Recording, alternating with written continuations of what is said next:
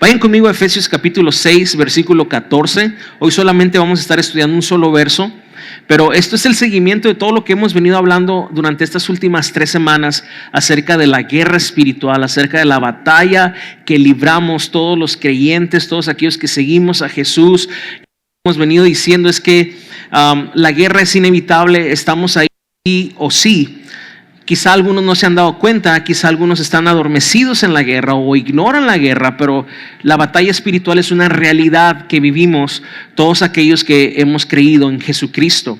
Es por eso que Pablo le dice a la iglesia de Éfeso, antes de terminar la carta, hey, fortalezcan en el Señor y en el poder de su fuerza y pónganse toda la armadura de Dios para que puedan soportar el día malo, para que puedan soportar los ataques del enemigo, porque no tenemos lucha contra sangre o carne, y empieza a describir el ejército de las tinieblas, sino que esa lucha es contra principados, potestades, huestes de maldad, gobernadores de maldad. Y él empieza a hablar y a ser consciente a la iglesia de la lucha que se libra cada vez que nosotros como creyentes queremos servir fielmente, pero también nos da las claves para la victoria. Él dice que si nosotros nos fortalecemos no en nuestro poder, no en nuestras fuerzas, sino en el poder de Dios, y nos ponemos las armaduras que Él nos ha dado, la victoria es segura. Vamos a poder permanecer firmes en medio de una batalla. Y es ahí donde tú puedes darte cuenta si estás caminando en la victoria. La victoria no radica en la ausencia del ataque, sino que a pesar del ataque tú permanezcas firme en Cristo. Esa es la señal, la evidencia de la victoria. Pero para eso necesitamos, número 1, fortalecernos en Dios, y 2, ponernos toda la armadura de Dios. Y lo que hoy vamos a empezar a hacer es a describir esa armadura de la que Pablo habla. Y la primera cosa que Pablo dice en el versículo 14 es lo siguiente: dice, defiendan su posición poniéndose el cinturón de la verdad. Esa es la primera pieza de la armadura. Voy a hacer un paréntesis aquí, de que ya inauguramos un cunero ahí atrás, para todos los papás que quieran ir con sus hijos, bebés. Allá también se está transmitiendo la predicación y hoy es la primera vez que inauguramos ese cunero. Yo estoy muy contento por eso, porque sé, dame un aplauso a Dios. Yo tengo 3 niños y sé lo que es eso, así que si tu bebé se siente un poco incómodo o algo, tú puedes ir ahí atrás, hay sillas para los papás, tapetitos para los niños, está la predicación en una pantalla y tú puedas estar más tranquilo para recibir la palabra de Dios, ¿ok? Entonces nos decía que realmente la primera parte de la armadura, la primera pieza que Pablo dice es acerca del cinturón de la verdad. Y nos vamos a centrar solamente en esta pieza, cinturón de la verdad. La versión Reina Valera 1960, en lugar de decir cinturón de la verdad, dice ceñirse los lomos de la verdad. Ceñir los lomos, dice. Y esa es una expresión que para nosotros puede ser un poco extraña, porque obviamente tiene un contexto de tradición judía.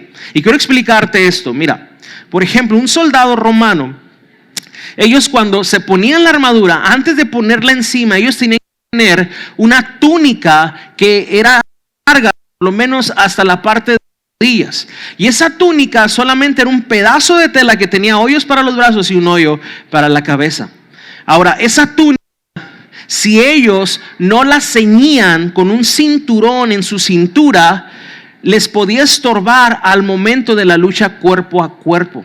Los podía invalidar de hacer ciertos movimientos que les podían costar la vida. Así que para ellos era muy importante ceñirse los lomos con ese cinto. Y Pablo dice que ese cinto representa la verdad. Ahora, un ciudadano común, alguien que no fuese soldado, ellos también usaban túnicas, ¿sí?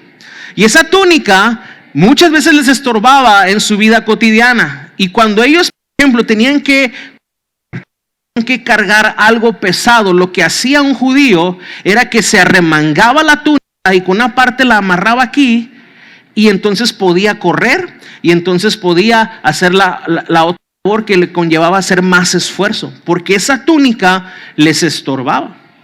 Entonces la expresión ceñirse los lomos con el cinturón de la verdad representa que debe haber en la vida de un cristiano la actitud de la verdad. Debe haber en el cristiano una actitud de veracidad total. Ese cinturón de la verdad, claro que también puede representar todo lo que es verdadero.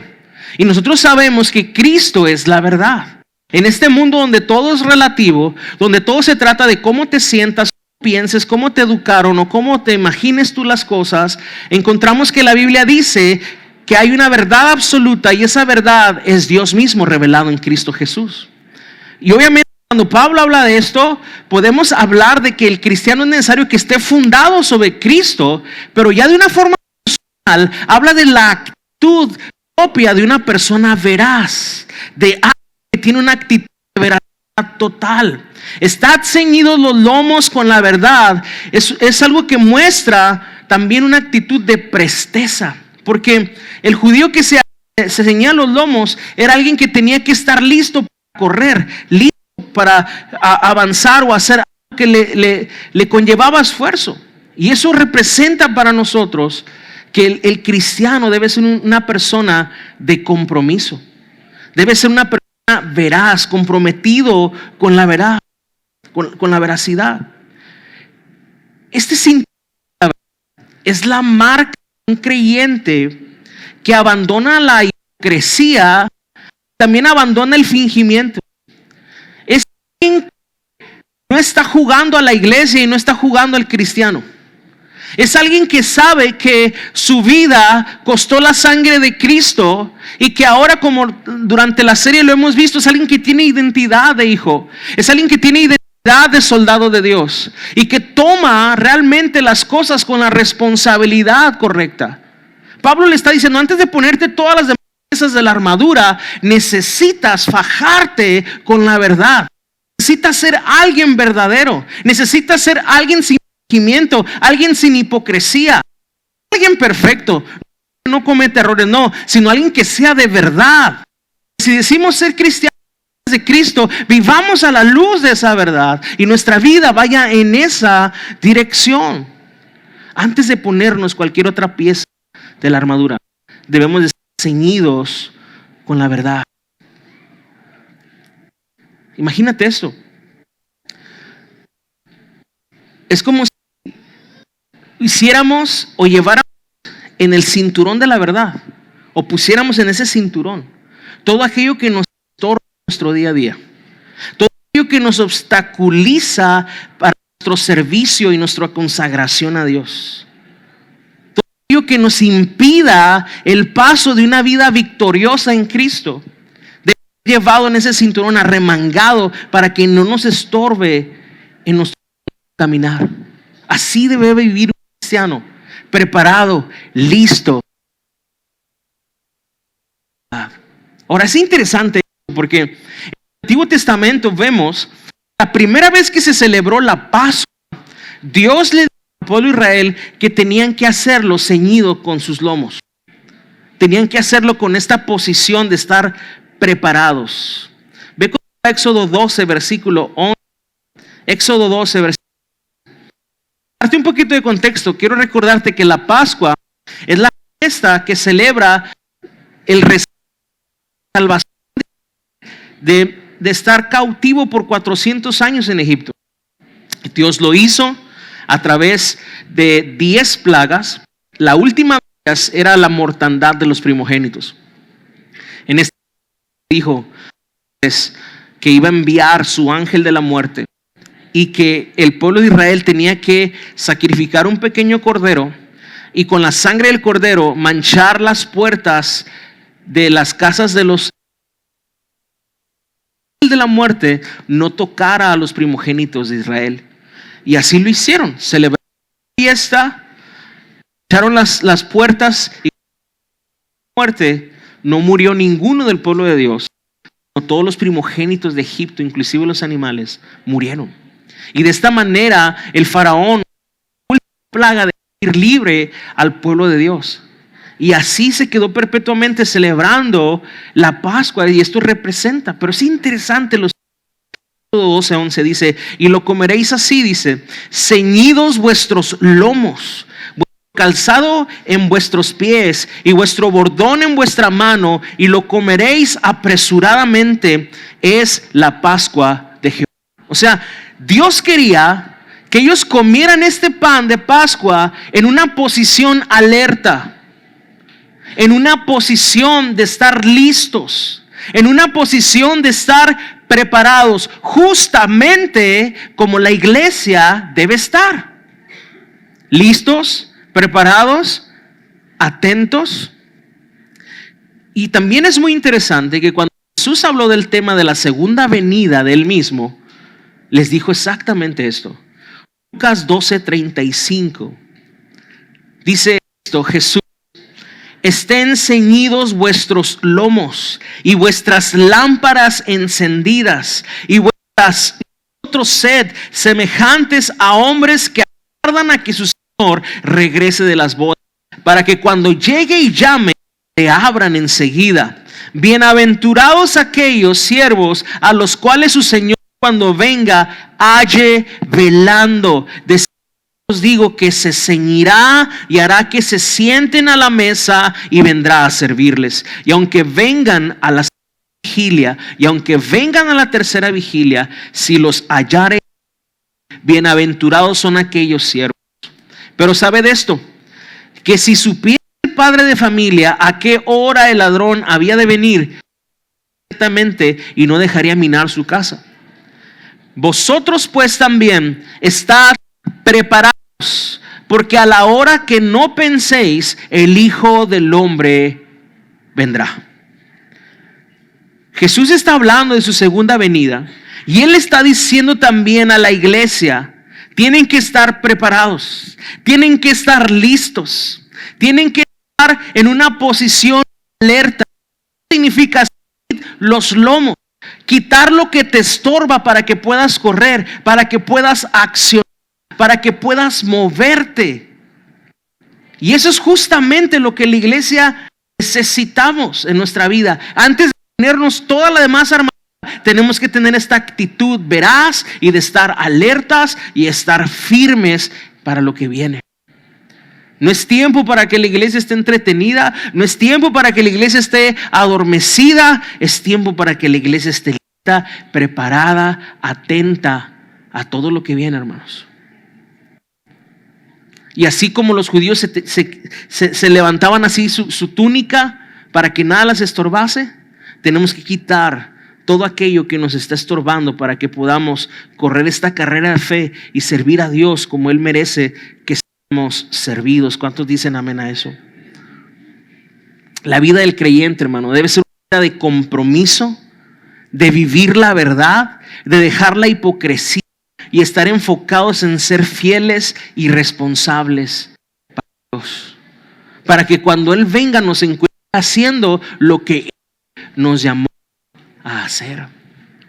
Es triste que muchos de nosotros quizá nos sentimos cómodos o nos sentimos bien dejando que las túnicas de nuestra preocupación y los quehaceres cotidianos de nuestra rutina de mucho hacer nos sean un estorbo a nuestro alrededor, y que esto está quizá interfiriendo en nuestro tiempo, en nuestro llamado, en nuestra asignación, inclusive en nuestra fidelidad y compromiso a Dios. Y esto no hace otra cosa más que dar oportunidad al enemigo, que como ya lo vimos el domingo pasado, ataca sigilosamente. Esto hace que le dé una puerta o le dé de enredarnos y derrotarnos con nuestros propios hábitos y con nuestros intereses inmaduros. Cuando estamos demasiado distraídos o envanecidos con cosas que no tienen que ver con lo que Dios nos llamó, aún siendo cristianos, somos presa fácil para las confusiones. Somos presa fácil para que el enemigo nos adormezca. Es para la iglesia debe ponerse el cinturón de la verdad. Debe ser una iglesia verdadera, una seguidora de Cristo, y hacer a un lado todo aquello que la quiere desviar de su encomienda divina, de su llamado en el Señor. Ceñir nuestros lomos también tiene que ver con nuestra autodisciplina, hermano. Miren, ¿digo o no lo digo? Porque ustedes lo pidieron. Nuestra autodisciplina es muy importante. Quizá cuando no estamos conscientes de la guerra que estamos librando, no hacemos lo que tenemos que hacer. Yo me pongo a pensar un poquito ahorita, ¿cómo están los ciudadanos de Israel o de Gaza? ¿Crees que ellos están relajados en el sillón o pensando en sus próximas vacaciones? Ellos están alertas de lo que está sucediendo. Están preparados, quizá tienen maletas hechas o están haciendo planes o una estrategia de lo que tienen que hacer si sucede tal cosa. Pues yo no te quiero alarmar, pero la Biblia dice que nosotros estamos en guerra. Y a veces estamos demasiado distraídos y no haciendo lo que el Señor nos llamó a hacer. Lo voy a decir. Una de las cosas más importantes en nuestra función pastoral como líderes de una iglesia local es enseñar la palabra de Dios, pero también exhortar y animar a la iglesia a que estudie la palabra de Dios, a que permanezca en la oración, a que se meta más con Dios. No es suficiente una predicación de domingo para sostener nuestra vida espiritual. No es suficiente podcast en la semana o escuchar Radio Manantial, que es bueno. Es por eso que como iglesia siempre estamos tratando de fomentar el estudio, la responsabilidad de que cada uno vayamos más profundo a la Escritura. Cuando lanzamos clases Saba, se sientan 200 personas. Y el día 1 vienen 198 personas. Pero el día 2 vienen 100. Y así va bajando. Ahorita hay un buen número. Estamos ya por terminar este último jueves. Es nuestra última clase de 6 clases que tomamos. Pero honestamente te lo digo de corazón. Todos estamos ocupados. Todos tenemos miles de cosas. Muchos compromisos. Y la vida así es. Si tú y yo no nos responsabilizamos y nos autodisciplinamos de hacernos el tiempo para Dios, no se va. Te lo digo de corazón y por experiencia propia. Si tú y yo no nos responsabilizamos y nos hacemos el tiempo para Dios, automáticamente no va a suceder. Un atleta prepara su rutina, su semana, su mes, su año para competir por segundos, minutos en una carrera de las Olimpiadas. Y esa carrera que va a durar 10 segundos en un corredor de 100 metros, le lleva a prepararse 3 años o más de una vida disciplinada con horarios, con dietas específicas. Un soldado que va a la guerra tiene que entrar a un entrenamiento por años para prepararse para una guerra que va a durar quizá meses o un año.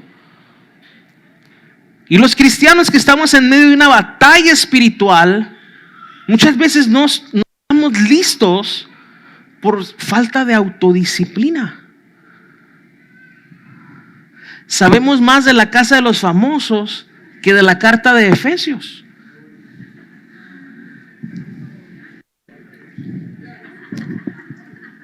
Yo sé que eso no sucede aquí. Sucede en Tijuana. Ya no digo Ensenada porque ya en unas semanas voy a ir a Ensenada y me van a agarrar con todo allá. Ceñirse los lomos tiene que ver con nuestra autodisciplina, con nuestro compromiso con el Señor. Es el cristiano comprometido el que está preparado de verdad. El que se compromete con el Señor es el que realmente está preparado en verdad, así como el soldado y como el atleta que les mencioné hace un momento. Esto es importante, sumamente importante para nosotros. Quizá tú has escuchado esta frase que el que gana la guerra o el que gana la carrera es el que mejor se prepara.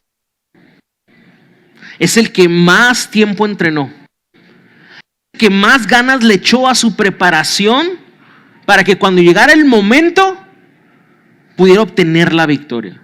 Y eso es una realidad. El ejército o el equipo que desea con mayor intensidad la victoria es el que tiene mayor probabilidad de ganarla. Y cuando estaba escribiendo esto y meditando, vino a mi mente un recuerdo de una de mis películas favoritas. A mí me encanta la saga de Rocky Balboa. Me fascina. Me gustan todas. Bueno, ya las últimas ya no me gustaron tanto, pero las primeras 5 me fascinaron. Y mi favorita es la 3.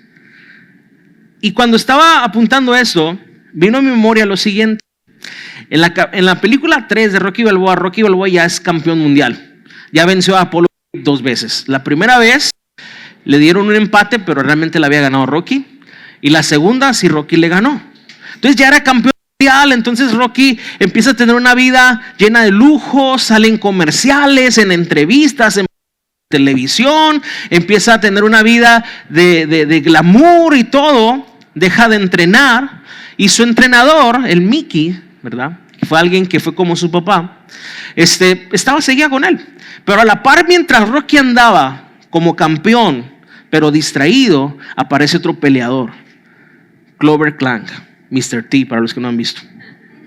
Y este cuate es una mole, lleno de músculos, está súper enojado con la vida, está encerrado en su cuarto, hace como 1000 abdominales y luego le pega a un saco y está enojado, pone recortes de periódicos de Rocky y se clava y tiene el objetivo y yo lo voy a ganar y yo voy a ser campeón. Y toda su vida se trata de eso, de que él va a ser campeón, de que él va a destronar a Rocky. Entonces este cuate Clover Clank empieza a ganar, empieza a pelear y tumba uno a otro, total que se hace el retador de Rocky. Y en una ocasión, enfrente de toda la gente, reta a Rocky y le dice: pelea conmigo, yo te voy a ganar, yo voy a ser el próximo campeón. Entonces Rocky, valentonado, dice: sí, claro que peleamos. Y su entrenador le dice que no vas a pelear con él. Y no, pero ¿por qué no? Si me insultó enfrente de mi familia, enfrente de mi público, que no vas a pelear con él. Y dice: pero ¿por qué? Si tú peleas con él, yo ya no voy a entrenarte, vas solo. ¿Pero por qué? ¿Que no confías? Es que si tú peleas, te va a ganar y te puede matar. ¿Pero cómo tú dices eso? Rocky se hizo la víctima. Oh, tú eres mi entrenador, ¿cómo piensas? Es que Rocky, él tiene lo que tú ya perdiste. Él tiene, yo le llamo el ojo de tigre. Y el ojo de tigre no es otra cosa más que las ganas fervientes de ser campeón.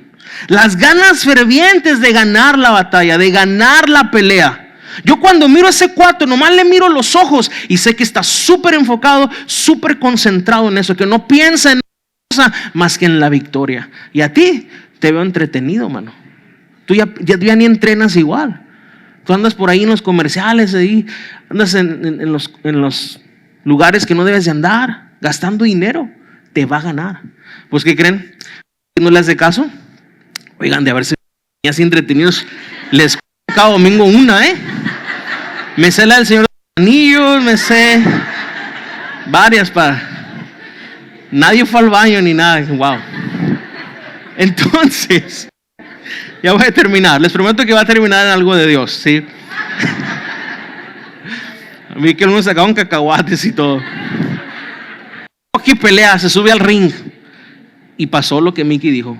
Le puso la paliza de su vida. Lo dejó en total ridículo. Demostró que aunque Rocky tenía el título de título de campeón, cuando se subió al ring con el enemigo, le puso una tunda que fue noticia mundial. Y obviamente Clover Clank ahora fue el campeón. Y aunado a eso, le da un infarto. Entonces Rocky entra en una depresión, entra en una tristeza porque se le muere el que era como su papá y aparte pierde todo, ¿no? Pero de repente entonces Rocky quiere pelear otra vez, quiere recuperar. Y lo que hace es que con Apollo Creed, el que era su enemigo en las primeras dos, se hacen amigos. Entonces este cuate le enseña el estilo afroamericano de pelea. Y no, hombre, pues se van a Los Ángeles, ahí donde entrenan los afroamericanos. Rocky aprende otro estilo de pelea y adelgaza. Rocky se mete, se enfoca. Y entonces vuelven a pelear. Y ustedes ya saben, me imagino, ¿verdad? Lo que pasa. Que Rocky gana la pelea. Rocky vence a su adversario porque recuperó ese ojo de tigre, que no es otra cosa más que las ganas de pelear realmente y de tener la victoria. Y muchos de nosotros estamos adormecidos o muy entretenidos en medio de una guerra espiritual. Hemos perdido algo similar a lo que Rocky perdió. Somos cristianos, somos hijos de Dios. Esto que te estoy hablando no es para que seas un hijo de Dios. Esto es porque eres un hijo de Dios. No es nuestro esfuerzo lo que nos da la salvación. Pero una vez que somos salvos, la Biblia sí nos llama a ser esforzados y valientes. La Biblia sí nos llama a tomar nuestra posición. La Biblia sí nos llama a estar alertas. La Biblia nos llama a poner nuestra mirada en Cristo y no descuidarnos. no entretenernos en otras cosas. Y ese es el llamado y la exhortación que Dios está haciendo por medio del apóstol Pablo a la vida de la iglesia de Éfeso. Ceñir nuestros lomos, ponernos cinturón de la verdad, hermanos. Y esta es la iglesia que queremos ser. Una iglesia que está lista, que está preparada, que está caminando en su madurez con el Señor, que hace a un lado las cosas que le pueden estorbar, que como va creciendo en madurez, también va creciendo en su compromiso con el Señor y con su obra. Esa es la exhortación que Dios nos hace el día de hoy. Quiero terminar con una historia en la Biblia. Esta sí es de la Biblia, que se encuentra en 1 Samuel 11, versículo 1. Y en esta historia, para situarnos cronológicamente un poquito, acaba de suceder el ungimiento de Saúl, el primer rey de Israel. Fue la temporada donde Saúl estaba haciendo bien las cosas. Acaba de ser ungido. Inclusive la Biblia dice en el capítulo 10 que profetizó. Pasaron varias cosas que mostraron que Saúl estaba haciendo las cosas bien y que estaba con Saúl en ese momento. Pero justo después de esto hay un acontecimiento que me llama mucho la atención. Versículo 1 de 1 Samuel 11 dice: como un mes después, dice, el rey Naas de Amón dirigió a su ejército contra la ciudad israelita llamada Jabes de Galaad. Pero los habitantes de Jabes pidieron paz. Te platico un poquito. Esta era una ciudad, Jabes de Galaad, que pertenecía al pueblo de Dios, al pueblo de Israel. De repente se levanta un rey aparentemente poderoso, Naas, y les quiere hacer guerra. Y cuando esto sucede, estos ciudadanos de Jabes de Galaad le dijeron: no queremos broncas contigo, queremos paz, danos paz. Haz un tratado con nosotros y seremos tus siervos, rogaron. ¿Puedes creerlo? El pueblo del Dios Todopoderoso quería hacer alguna tregua con el enemigo. Con tal de que no lo maten, te sirvo, bro. Con tal de que no tengamos paz, me someto a ti. Yo imagino que a veces así viene el mundo con sus deseos y sus pasiones. Y en lugar de pelear contra el mundo, decimos: no, bro, mejor en paz, te sirvo. O a veces así viene el enemigo y hay gente: no, pastor, no hable de cosas porque luego sueño cosas malas y dicen que si le sirves a Dios se te aparece el diablo. Yo he escuchado gente decir eso, que le tienen un temor al diablo, un temor reverente a Dios. Yo quiero decirte, si tú le crees a Dios, tú no tienes por qué temerle al enemigo. Pero fíjate lo que astutamente contestó este rey. Versículo 2. Está bien, dijo Naas, astuto el cuate, pero con una condición, dijo. O sea, sí les doy paz, una paz ficticia, pero ahí va mi condición. Ojo con eso. Les daré el ojo derecho a cada uno de ustedes para deshonrar a Israel. Imagínate, quería un pueblo de tuertos, hermano. Ojo derecho. Todo el mundo tuerto. ¿Puedes creer eso? Ahora, yo creo que esto tiene una representación más allá de lo físico, de lo espiritual. Fíjate lo que contestó el pueblo de Israel en este momento. Danos 7 días para enviar mensajeros por todo Israel. Respondió: si nadie viene a salvarnos, aceptaremos tus condiciones. Oh, mano. Qué mentalidad, ¿no? O sea, nada de fe en Dios. O sea, si alguien nos salva, si alguien nos defiende, pues no nos sometemos a ti. Pero si nadie viene, pues trate hecho. O sea, teniendo una negociación con el enemigo.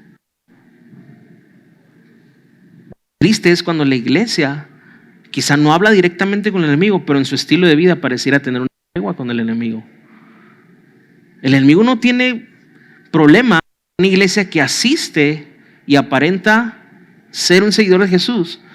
En su casa no puede abrir la Biblia, no habla de Cristo, no comparte a Cristo con sus familias, no ora, depende de Dios, no tiene una devoción realmente por el Señor. Mientras el domingo nos alistemos y vengamos con nuestra Biblia, no pasa nada. Ahora, es interesante pensar. No soy maestro, ni me dedico a eso, ni intelijo mucho de esto, pero sí sé que todos tenemos un ojo predominante. Y generalmente es el ojo derecho. El ojo derecho es el que permite ver la profundidad de los objetos. El ojo izquierdo hace una mirada periférica, muy general. Cuando tú enfocas, es con el ojo derecho cuando enfocas. Generalmente. Quizá alguien dice, no, yo soy zurdo y miro más con el izquierdo. Bueno, generalmente es el ojo derecho el ojo que más puede ver, el ojo que puedes ver con más profundidad. En un sentido espiritual, el enemigo no tiene problema con que veamos el cristianismo de una forma muy general y superficial, a lo profundo de Dios. También sé, y tú debes de saber, el ojo derecho está conectado al hemisferio izquierdo y el izquierdo está conectado al hemisferio derecho del cerebro. El hemisferio del cerebro es el hemisferio de la creatividad, de las artes, de las emociones. Hay gente que se dirige mucho, usa más su hemisferio derecho y son los artistas, son las personas que más sienten, que expresan más sus emociones a través de las artes. Ahora, el hemisferio izquierdo que está conectado al ojo derecho es el hemisferio de los cálculos, del razonamiento. En un sentido espiritual, esto podría ser que la tregua que les estaba ofreciendo el enemigo era: no importa que tú estés sintiendo muchas cosas mientras no razones nada. Mientras tu razonamiento esté perdido, mientras tu intelecto en las cosas de Dios no esté siendo tocado, tú puedes ir y experimentar muchas cosas. Pero la Biblia sabemos que tiene que renovar el entendimiento y la razón para que nuestra vida sea realmente transformada a la imagen de Cristo. La exhortación de esta tarde, hermanos, que quitemos todo aquello que nos estorba en nuestro caminar, que nos pongamos el cinturón de la verdad, abandonemos toda clase de hipocresía y caminemos esta carrera de la fe de la mano del Señor, sirviendo y haciendo lo que el Señor nos mandó a hacer. Y cuando Cristo venga, nos encuentre haciendo exactamente lo que Él nos mandó que hiciéramos.